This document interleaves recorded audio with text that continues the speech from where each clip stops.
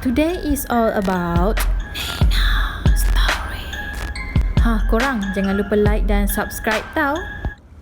Hey guys, it's me Nina and welcome back to Nina Story.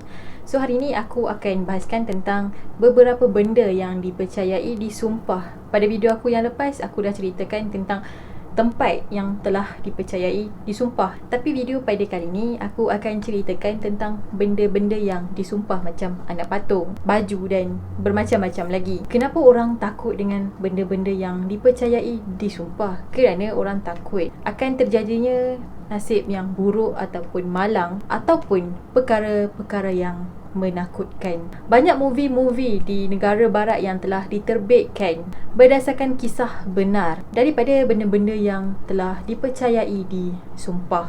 Tapi kadang-kadang cerita dalam movie tu lebih menakutkan daripada yang realitinya. So without wasting any time, let's get started. Jangan biarkan hidup korang dihantui entiti tak berjasad.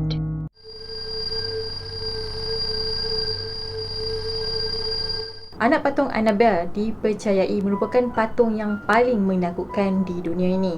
Patung Annabelle ni diperbuat daripada kain, manakala rambutnya pula disulam dengan benang yang berwarna merah. Kalau korang tengok patung dia yang sebenarnya, tak adalah menakutkan macam patung Annabelle dalam movie tu. So, dia punya patung tu nampak macam comel gitu. Patung Annabelle ni telah ditempatkan di sebuah muzium, iaitu di Museum Occult Warren, ataupun nama lainnya adalah Museum Gaib Warren di Amerika. Dan patung ni telah ditempatkan dalam satu balang kaca yang berkunci. Disebabkan patung Annabelle ni mempunyai kisah seram dia yang tersendiri, jadi ada sebuah movie yang diterbitkan sempena nama patung Annabelle ni. Asal sejarah patung Annabelle ni sebenarnya dikatakan telah dimiliki oleh seorang student ataupun pelajar yang mengambil kurs nursing pada tahun 1970-an. Menurut Ed dan Lauren Warren, diorang ni sebenarnya pasangan yang pakar dalam mengkaji paranormal. Diorang kata patung Annabelle ni sebenarnya telah dihuni oleh satu roh gadis yang telah mati, iaitu bernama Annabelle Higgins. Jadi cerita seram tentang kisah patung ni bermula apabila student yang ambil course nursing tadi dan kawan dia jaga patung Annabelle ni. So perempuan mana je yang tak suka patung kan. Jadi bila dah ada patung dekat diorang tu, diorang pun jagalah dengan baik, sebab patung tu pun nampak sangat-sangat cute. Tetapi lama-lama diorang ni perasan yang patung ni macam agak pelik sikit dan macam ada something tentang anak patung tu. Jadi diorang ni pun call lah pasangan Warren yang pakar dalam bidang paranormal, dan kemudiannya diorang telah bawa patung tu ke muzium. Dan menurut sumber daripada student ni, diorang kata patung ni seolah-olah macam ada kuasa yang boleh merasuki orang. Apabila pasangan Warren ni mendengar kisah seram tentang patung ni, jadi pasangan Warren ni decide untuk simpan anak patung tu dalam satu bekas kaca yang ditempatkan di dalam muzium. Dan kemudiannya patung ni telah dipamerkan kepada orang ramai. Tak lama lepas tu ada satu pasangan ni datang ke muzium tu dengan menaiki motosikal, dan diorang ni telah mengejek patung Annabelle tu. Pasangan ni kata cerita seram tentang patung Annabelle tu macam tak logik dan hanya direka semata-mata. Dikatakan masa diorang ni on the way balik daripada muzium nak ke rumah diorang ni telah accident kerana telah melanggar sebatang pokok, dan kemudian diorang telah mati di situ serta-merta. Jadi pasangan Warren ni pun mengatakan bahawa patung Annabelle inilah yang menyebabkan ataupun punca pasangan tadi mati kerana kemalangan. Walaupun banyak kisah seram tentang patung Annabelle ni, ada sesetengah pengkaji yang mengkaji cerita tentang patung ni mengatakan pasangan Warren ni hanya mereka-reka cerita sahaja. So, korang percaya atau tak tentang kisah patung Annabelle ni? Komen di bawah. Next.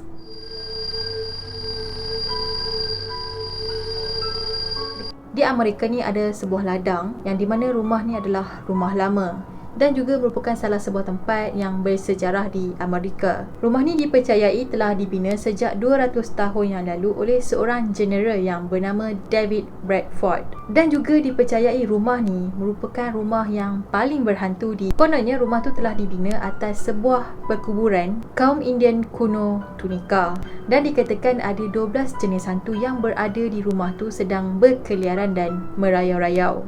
Semasa rumah ni dibina, dikatakan ada 10 kes pembunuhan yang pernah berlaku dekat rumah tu. Jadi dekat dalam rumah ni ada satu cermin, dan cermin ni dipercayai telah menyimpan 3 roh, iaitu roh Sarah Woodruff dan juga 2 orang anak dia. Jadi Sarah ni merupakan seorang isteri kepada seorang lelaki yang bernama Clark, dan Clark ni adalah penjaga ladang yang seterusnya selepas kematian General David pada tahun 1808. Dan ada satu adat yang telah dibuat di dalam rumah tu. Apabila ada kematian, cermin di dalam rumah tu kena tutup dengan kain.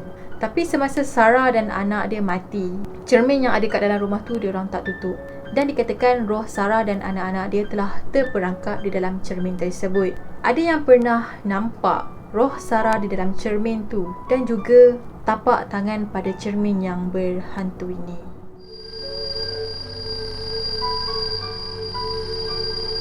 Jadi sebuah potret ataupun lukisan yang bernama The Hands Resist Him dikatakan sangat-sangat terkenal sebagai lukisan yang paling berhantu di eBay. So kalau korang nak tahu, eBay ni dia macam satu platform macam Shopee dan Lazada, iaitu tempat menjual barang. Lukisan ni telah dilukis oleh seorang pelukis yang bernama Bill Stoneham pada tahun 1972. Jadi lukisan ni telah menggambarkan 2 orang budak, iaitu seorang budak lelaki dan juga seorang budak perempuan yang sedang berdiri di pintu kaca. Dan dekat belakang budak-budak ni ada banyak tangan. Sekitar tahun 2000 kecoh dekat eBay pasal lukisan ni, dan dikatakan lukisan ni sangat berpuaka dan berhantu pada waktu malam. Dan menurut cerita tu, budak-budak di dalam gambar tadi dikatakan telah keluar daripada lukisan tu dan berlega-lega di dalam bilik pameran.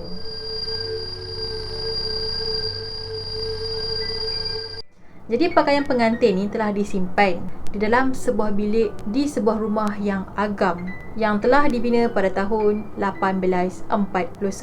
Jadi baju pengantin ni dipercayai milik seorang anak perempuan Elias Becker, iaitu bernama Anna Becker. Anna ni dikatakan telah jatuh cinta dengan seorang lelaki yang merupakan seorang pekerja keluli. Tapi ayah Anna ni tak restu hubungan diorang. Sebabnya Anna ni anak orang kaya dan lelaki tadi adalah orang-orang biasa. Jadi diorang ni macam tak saf taraf lah. So macam tak selevel untuk kahwin dengan orang yang berstatus rendah. Sejak kejadian di mana ayah Anna ni tak restu hubungan dia dengan lelaki tadi, Anna ni tak berkahwin sampailah dia mati pada tahun 1914 sebagai anak dara tua. Dan kemudiannya rumah diorang tu telah diambil dan diubah suai menjadi muzium. Dan sepasang baju pengantin ni telah disimpan di dalam muzium tu, dan baju pengantin tu dipercayai berhantu. Jadi ramai pelawat yang datang ke muzium tu kata diorang telah nampak gaun tu menari-nari ataupun bergerak-gerak di dalam rak kaca pameran. Dan diorang sangat-sangat percaya bahawa roh Anna ni sedang menghuni baju pengantin tersebut. Selain tu ada juga yang telah nampak Anna dan juga Elias, iaitu ibu si Anna ni, berkeliaran di dalam rumah agam tersebut.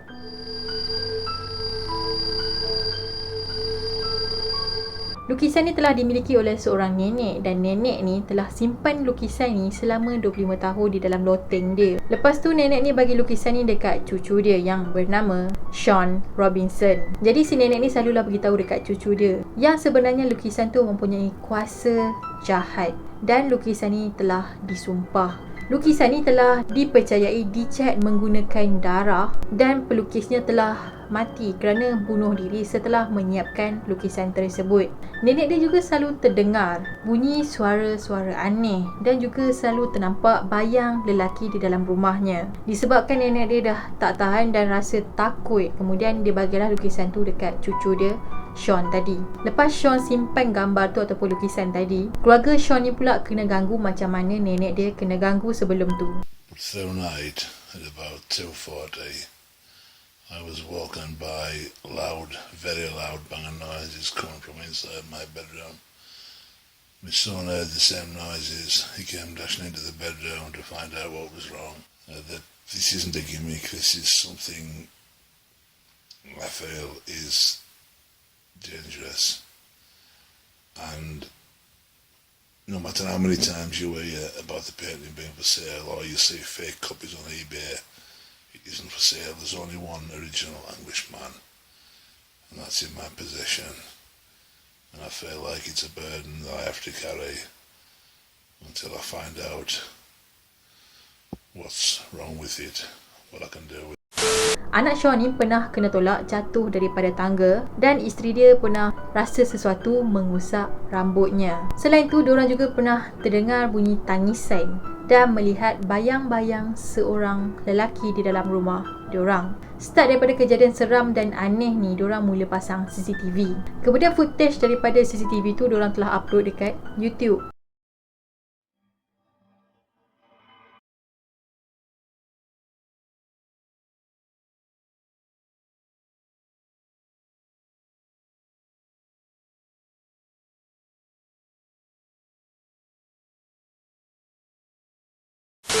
Antara benda seram yang selalu terjadi dekat rumah Sean ni, macam pintu terhempas dengan sendiri dan gambar lukisan tu jatuh tanpa seseorang pun mengusik gambar tu. Dan sekarang ni lukisan tu telah disimpan di dalam satu bilik di ruang bawah tanah di rumah Sean.